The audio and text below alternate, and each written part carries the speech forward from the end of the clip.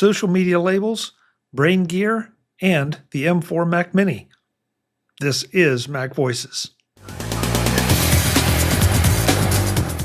MacVoices is supported by the Anti-Gravity A1, and it's not just another drone. Learn more at the anti-gravity link in the show notes. MacVoices is supported by Incogni. Take your personal data back with Incogni. Get 60% off an annual plan at incogni.com/Chuck and use the code Chuck at checkout. All right, well, let's take on something a little more serious. The New York State governor has signed an orders that will require warning labels on social media platforms. Okay. I don't know. What does that mean? Warning labels? Is it on the box or? It works so well with cigarettes and vaping. So I read the article, Jim. This is so crazy. I actually read some of the stuff before the show. So when you go to log into your social media account, you get this warning that pops up with all the things about danger. Will Robbins. It's like every software package that's like you must sign this. No, it's like a warning, like, hey, this can be addictive to kids, and then periodically while you're using the service, the warning will pop up again.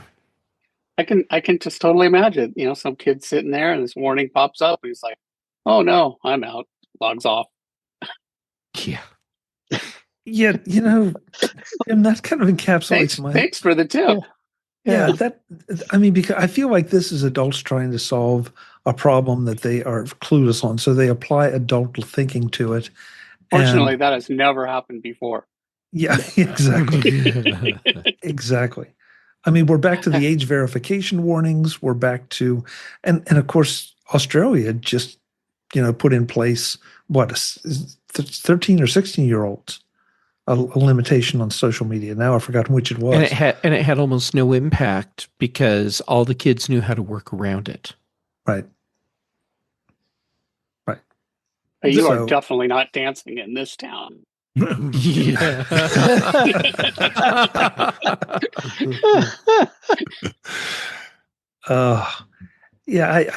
And here we go again. It's another one of those state attempts that it feels like grandstanding. And, okay, so if I'm a kid in New York, I'll VPN out to Arkansas or something and skip the warning labels. No, I'm going to VPN into New York and I want to see this. It sounds like fun. So is this only going to come up if you're in New York? Yeah. Is that? Yeah. Oh, yeah. That's the way I read it. Going to work really well. So if I'm on my social media and I cross the border into New York, suddenly I'm going to start getting warning labels about how it's going to.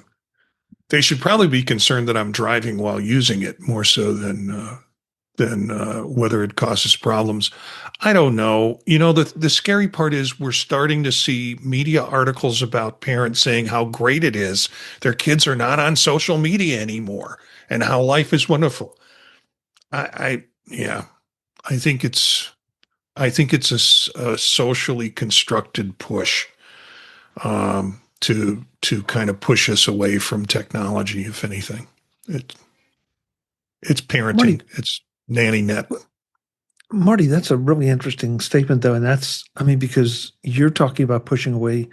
You just said it, pushing away from technology, not just social media, but just technology in general.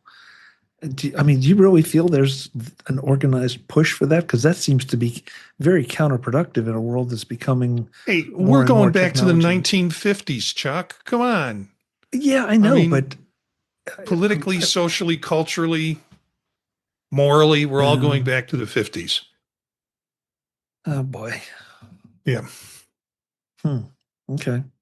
And Brian? Just like in the 50s, kids found a way to get around it. So, and it's weird because this is the same sort of stuff they pulled on us when we were kids, and now we're adults and we're trying to pull it. And we knew it didn't work then, but now we're trying to pull the same thing on our kids. Come on. Yeah, I agree with that completely. Brian? I know one thing that might work is, when they have those dirty, nasty commercials and advertisements for tobacco and they have the nasty lungs and everything. Maybe they need one of those that would, a dirty lung, but for being addicted to social media. But all joking aside, I was looking at trying to see, it doesn't include an age verification in this version, does it? It's just simply everybody would receive this particular warning message. Yeah, I think so. Yeah, as far as I can see. Hmm. Yeah. Well, and Marty brought up an interesting point. Is this going to be if you just list your home address as inside New York, or if I'm from Pennsylvania and I cross over the border and log into my Facebook account at a hotel inside New York, that I'm going to get it, but if I cross back over, I don't? Yeah, this is weird. Jeff? I want to build on what Marty was saying about the nanny net thing. First, because I like that, but also when I see what's happening here with nanny net sorts of laws, I think this underscores the problem that so many legislators do not understand the technology they're trying to legislate. And so it's very possible in this case that this is driven by a genuine concern about internet addiction and social media addictions, and they're trying to address that. But instead of actually looking at the real problem, they're looking at what they see and trying to regulate that.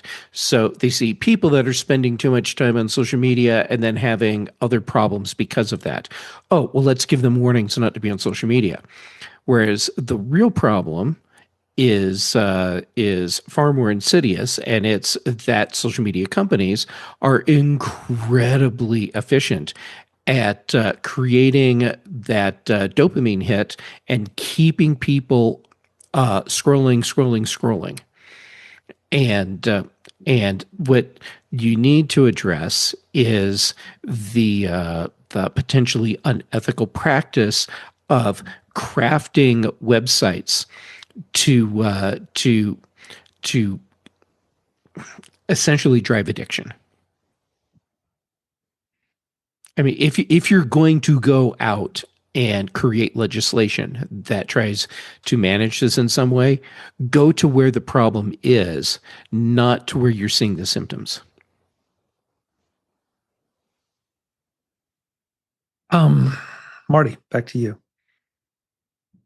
Yeah, my concern is, again, this would be another thing that would be put on services to figure out how to manage, not on states to figure out how to manage. So this will be passed along to social media companies to put these warning labels up when they're able to identify someone's in a particular location, which means probably location services need to be on in order to use the service, at least in that state.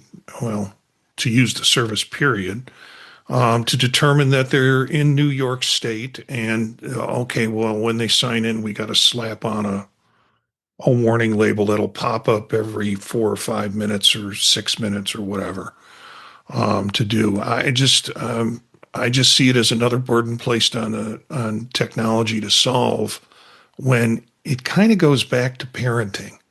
I mean, it really goes back to focus and parenting and the kind of stuff that is inconvenient for adults to do.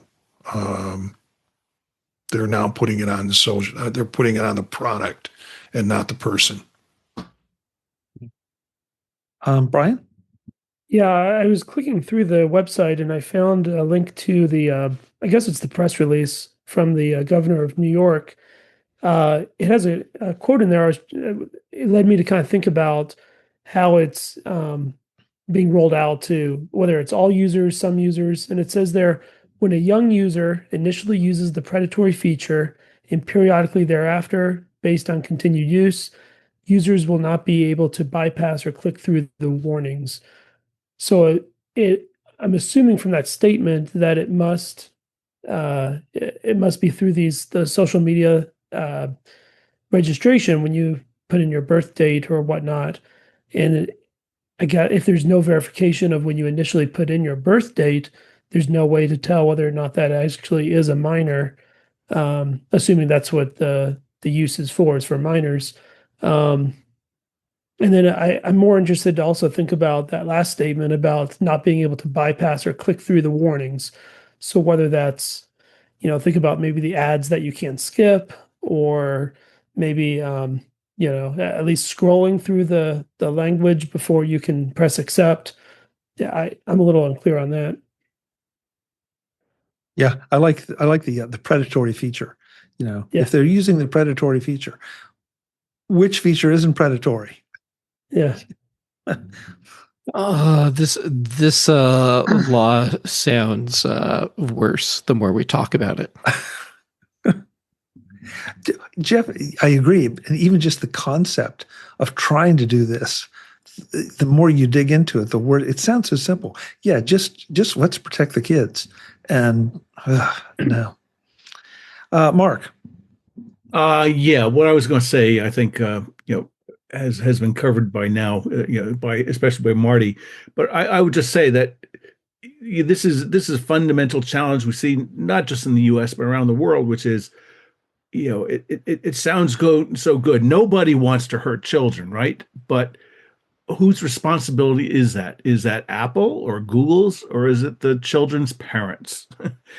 So I think this thing by Hochul, New York, is misguided because what you should do instead is, hey, parents, wake up! This is going to hurt your kids.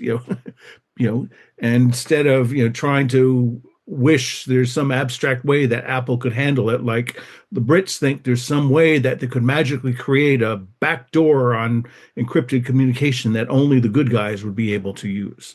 So somebody said here that this is about politicians trying to regulate something they don't understand, and I agree with that sentiment. Yeah. Let's see. Did I miss anybody? I think we beat this one to death. Oh, Jeff. Yeah, I did want to respond to your comment in our chat room that, saying that these companies are going to have to do something to satisfy every state. That's sort of what we've seen with the adult sites and with some of the other requirements, that some of them have just said, we're not going to operate in that state. Mm-hmm. It just, well, and that's the same thing as the issue of adults versus children. Yeah, and yeah, you're right, Jim. It's just, I guess, coming at it from a different part of the issue.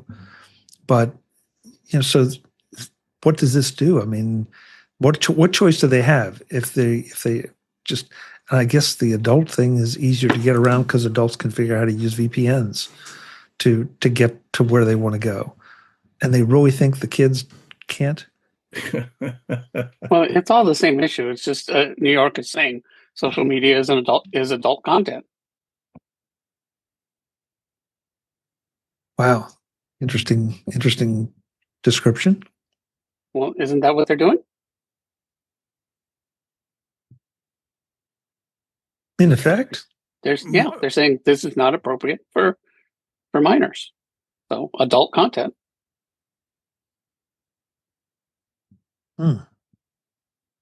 That puts a really interesting slant on it. Brian? Yeah, I was just going to comment regarding the difference, though. Could be also, with this, if they're targeting this regulation to come up for children, the difference of verifying that you're a child or an adult.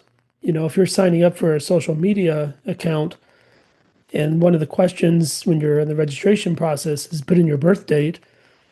If I'm a minor and I put in a birth date that makes me an adult, there's nothing that comes back later and says, can you confirm that in some way? But again, that gets in the slippery slope of then how does a provider do that, and then they get in the business of having to handle all sorts of different ways of validating that somebody is the age that they claim that they are. And yeah, it sounds simple. Yeah, it's upload a copy of your driver's license, but who trusts all these companies to have that that information, et cetera, et cetera, et cetera. So Yeah. this is an evolving. I would just say, I think, that our parents had the same issue with our generation about TVs going to make our minds mush and we're not going to be able to learn anything. So I think this Well, is, growing pains of adoption of new technology. I think there's a lot of curmudgeon in this than, Yeah. more than, and yes, I mean, these can have detrimental effects, but again, whose responsibility is that? The parents of the kids, or is it Cloudflare because they police a lot of stuff on the internet? Is it the telecom companies because they provide the pipes that transfer the data? Is it Apple because they sold you the device? Is it Facebook because they have a site that you use? There's a lot of places to point fingers, but I think ultimately it's the parents' responsibility. but there's fundamentally a lower level issue, which no matter who's where the gateway is, there's no way to tell if someone is an adult without eliminating anonymity. Right. So that's essentially what they're saying is you cannot use the internet as an anonymous user anymore. That's eliminated. Well, And people aren't really talking about that yet. But there's some tinfoil hat Well, I mean, people out there who would argue that some that's the people objective. some people are talking about it, but not very many. And people in like legislatures and whatnot seem to be like, oh yeah, of course, that's worth anonymity is worth nothing. That's not even a consideration. Well, for the last few weeks, we've had several examples of services wanting you to send your image, take a picture, send to Mark's point, send your license, doing all these things. And yet, which one of us really wants to send our picture anywhere? Which one of us wants to scan our driver's license, which is such a commonly used piece of identification? Yeah, but if you're going to gate the internet on age, then you must know the person's age. And there is no way to do that without becoming non-anonymous. It's just not possible. Yeah. I mean, you can split hairs over it, but at the end of the day, you're giving up some level of anonymity. You're giving up all level of anonymity. So that's really the question.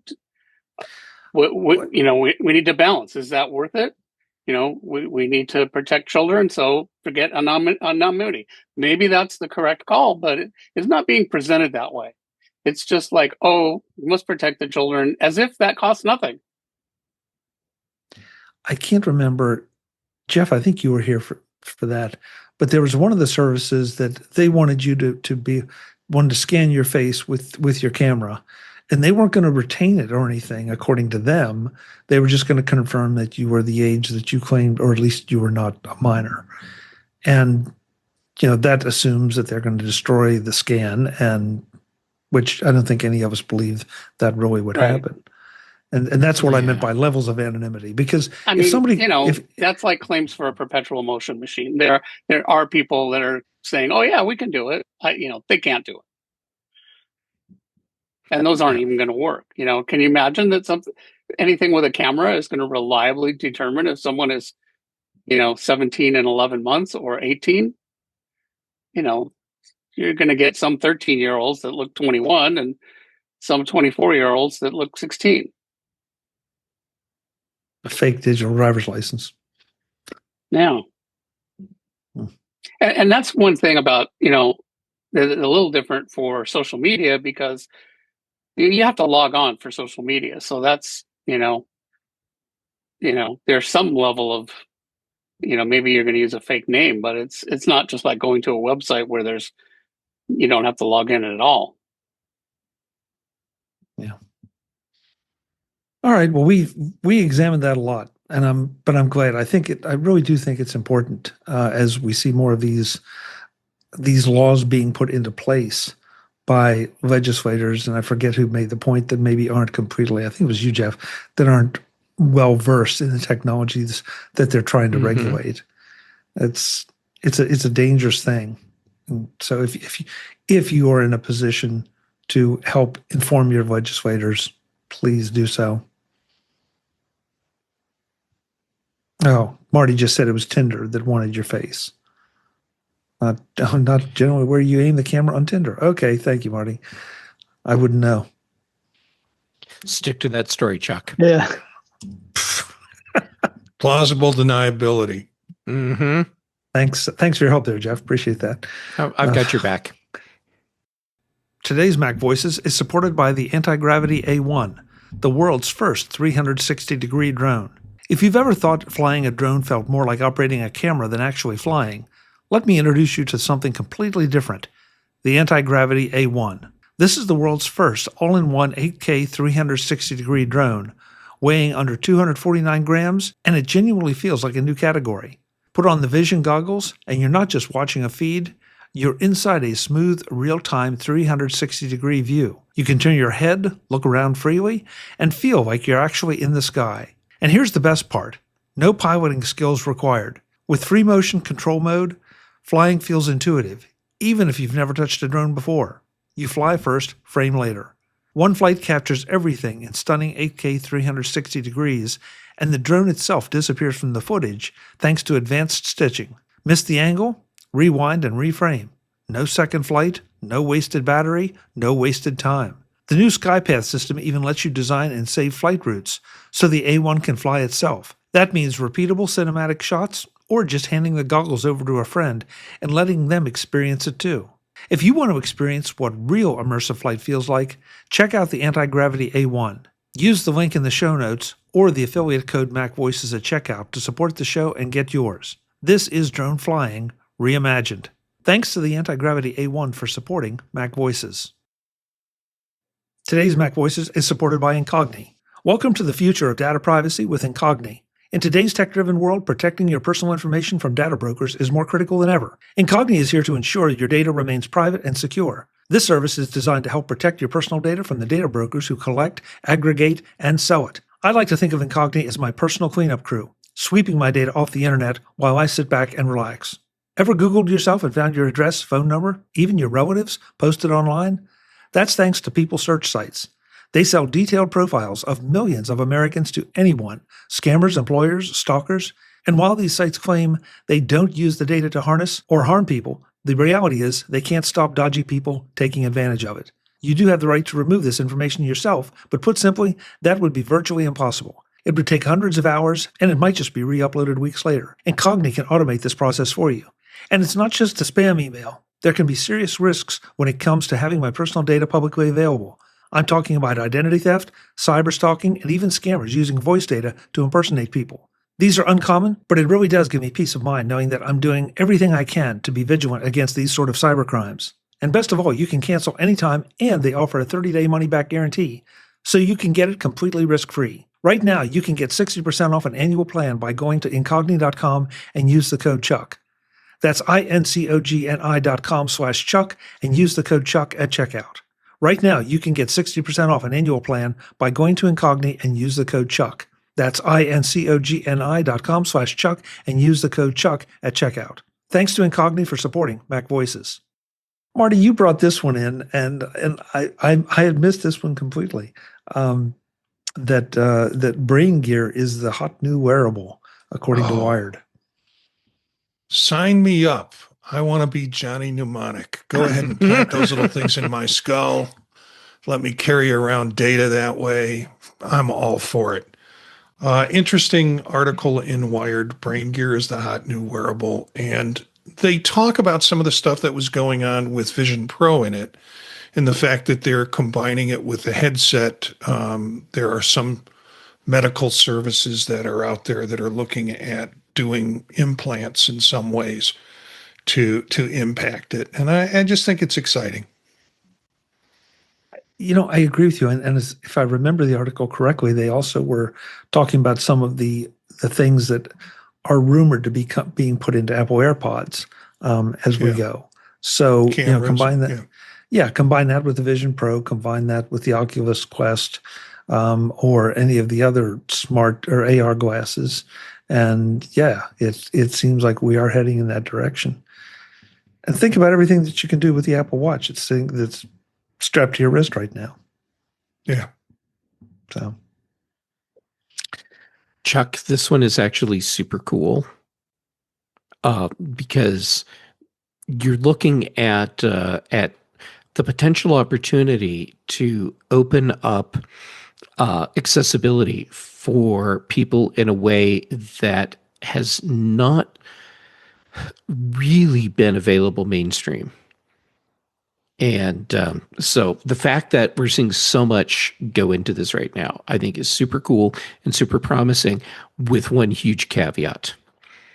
And that's that the data that gets processed through all of this, especially when you start throwing AI into the mix, and this is a place where AI could be really useful. It needs to be done in a way where the data stays on device, because you're getting into an area where your privacy is paramount.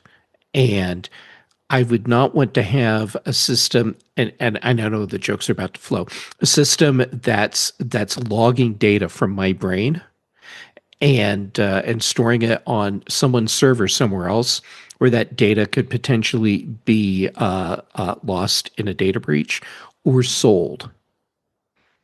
are you thinking about, and you're right, Jeff, that we're going to stay away from the jokes, but are you thinking about a particular kind of data that you would be concerned about? Because I guess my concern would be less about the data, more about the computing power required to accomplish some of these things. The computing power comes over time. It's, for me, it's the data. So let's say that let's just craft a whole scenario here. Let's say that I have developed a neurological disorder that causes some problem where I temporarily or more increasingly losing the ability to differentiate between reality and a fantasy perception. But you have an AI implant that can interact with my brain and help regulate those electric impulses that are causing me to have misperceptions, and you are collecting all of that data about what's going on with my brain and the data that's being processed to manage that. That's a huge privacy risk right there. And I know I crafted a pretty out there scenario, but the point is, if you can start logging the data on some level that your brain is generating, even if it's down just like regions of the brain, and then over time you have enough data based on context to start building a pattern of, oh, well, when we're seeing this pattern, Jeff is thinking about these sorts of things, like kittens or nuclear bombs or whatever. Is that data that should be out there, potentially available to hackers or data buyers? I think I'm more afraid in your scenario of the data buyers versus the hackers. They'd either go cha-ching or just walk away and go live on a beach. Yeah. Be like, nope, I'm out. Yeah. Yeah. Wow. No, you make some real good points, Jeff. You make some real good points. So, Marty, you want to throw your comment in there before we go? No. Okay. Marty didn't want to do that.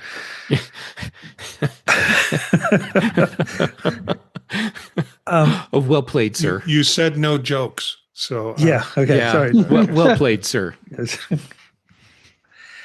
All right. Well, I want to move on because we don't want to go too far here because everybody has to prepare for New Year's Eve celebrations tomorrow. But some of the panel nominated some stories of the year, and I wanted to just get some reactions to some of these. And I'm actually, unfortunately, Eric's not here, but Eric made one that he brought up. I thought was really interesting. That the M4 Mini, even though it came out in late 2024, has been very influential throughout 2025. And the more I thought about this, the Mini has put the M4 Mini has put a crazy amount of power in so many people's hands for a really, really affordable price. And I don't know. I mean, that's one of the things Eric thought was really important this year. Anybody have strong feelings one way or the other on that?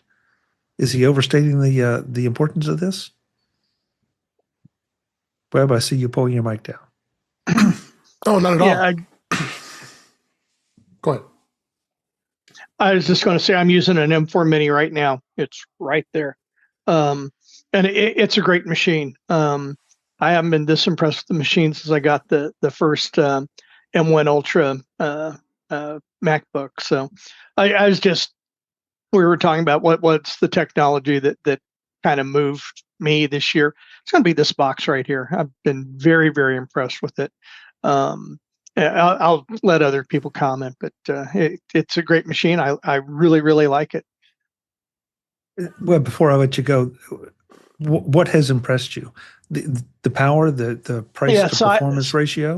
Size and power. Yeah, it's an Apple product, so it's going to be more expensive than most. But yeah, the price, the power, it's handled everything that I've thrown at it from here. Now I do have a studio at the office, and it's probably a little bit beefier, but let's put it this way: if someone's come up to me and asked me if they wanted a new desktop computer, I'd probably lean them towards here. I think just the physical size of it is really impressive too. Even though we've seen these smaller computers before, I've had a Windows machine that was kind of the same form factor. I just like it. It does everything that I need. I'm driving 2 monitors off of it, so yeah, I'll just leave it at that. Okay, thanks, Marty. Yeah, I agree with Eric's assessment on this. I had a M4 Pro, and then I wound up getting a Studio, and now that's my driver for the work that I do. And the M4 Pro is just kind of sitting by the side. I think I wish I had a use right now, hook it up to an extra monitor I have in the back and just keep it running. I did get one for my son. He was in between jobs, and I like to keep my kids well equipped with tech when they use it. I cannot give one to my daughter. She says, I got my iPad, I got my MacBook, I don't need a reason for a desktop. And I think it's the desktop issue that Webb kind of alluded to, is that people are, and Jeff also alludes to, in terms of the portability issue. And, with my daughter, I tried to say, well, you can take your iPad to work, but you have it all synced up on your home desktop where you can work on it if you choose to work on it there. But I think it's an incredible, valuable device. It's at a price point that really can't be beat for the power that you're going to get out of it. So yeah, I agree. It's gangbusters. Okay, thank you, Mark. Yeah, I mean, I think the minis and the studios have been really great products. And the underlying reason is Apple's taking control of their chip architecture, and with TSMC they're able to integrate more and more stuff on silicon packages, so they get benefit of smaller size, higher performance, and so on and so forth. So I don't think it's overstating it. I think for a long time, even in the Intel days, that the Mac Mini was quite a great performer. Maybe there for more specialized server applications, home media and the like, instead of just general compute, where it seemed the MacBooks were the performance leader. But now, basically, they have the same underlying silicon. What you're paying for is, do you want something you can put in a bag and carry around with you, or you want something you plug a lot of cables into and it has a spot on your desk. So I think we'll come back to this in other comments about stories of the year, but these are really great, fantastic products. And even the entry level prices, I think a lot of people may scoff, well, I need more of this and then the other thing, but the entry, I had an M2 mini for I don't know, 15 months or so, and just the entry level, it it was really performant. It was great. And I have an M3 Studio, and we'll talk about that maybe. But M4 is faster, and M3 is better for some tasks depending on what your workload is. But this is kudos to the silicon engineering team at Apple and their production partner at TSMC, Taiwan Semiconductor Manufacturing Company. Jeff. Yeah, the Mac Mini is a remarkably powerful little machine. I think it punches above its price point. And I've said it before, it still holds true. If I did not need the portability of a MacBook Pro as often as I do, I would have a Mac Mini on my desk. I could have a much more powerful machine for less money than my MacBook Pro, and it would be perfect. But I need that portability. Okay, yeah, you and I share that, Jeff. I agree. Dave. Yeah, I mean, I'm using the M4 Pro now. I have the M4 Pro I bought right when it first came out. It's been working great. I mean, I had an M1, my M1 Pro MacBook Pro, but it's getting old. M1, 4 years now. Then I have another the base Mac Mini that I'm using for doing testing and stuff. So I've been real pleased with it. And this one I've been beating it to death and got lots of things hooked up to it, and it's been working good as my primary machine now. So I just pleasantly surprised when I switched, because I was using it just as a secondary machine to play with. But the Pro it's holding its own. Dave, you got the closest to the word that I think I feel like is really important about the Mac Mini, and that is the expandability. Yep. That with all the ports, Webb said he's driving 2 monitors. It feels like it's really a pretty much a no compromises machine. If you can be happy with the form factor, it's got it. If you need portability like Jeff and I do, then that's another matter. But yeah.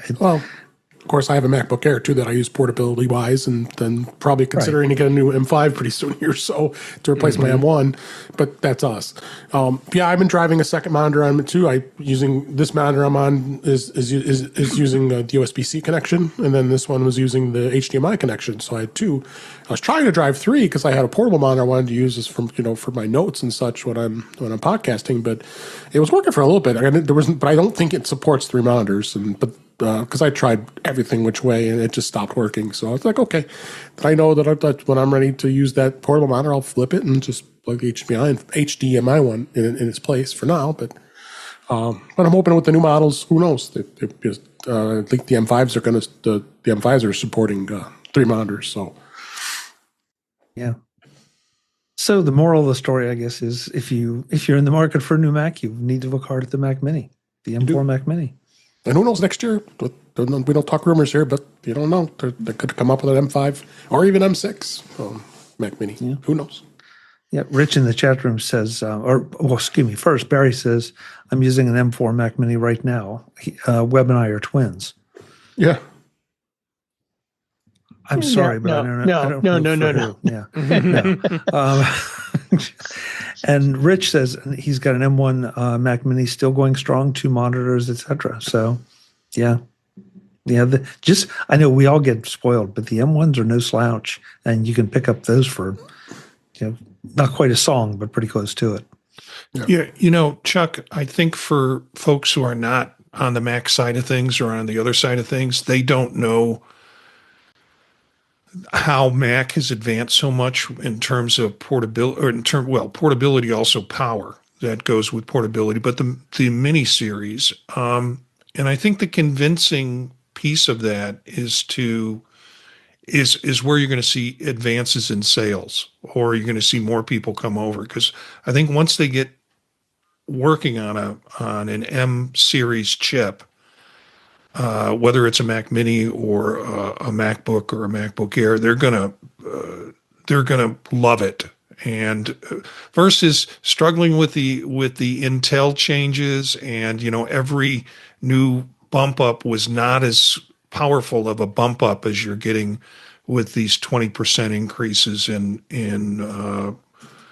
speed with the M chip advances. I think it's just a matter of getting more people over in the pond. Agreed.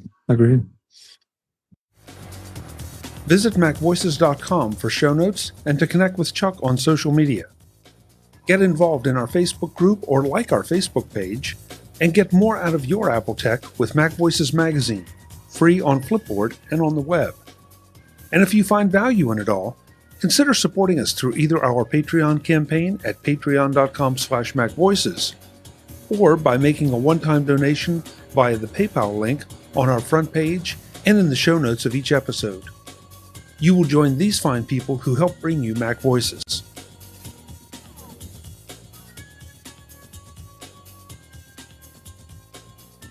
Advertising handled by Backbeat Media at backbeatmedia.com. Bandwidth provided by CacheFly at cachefly.com.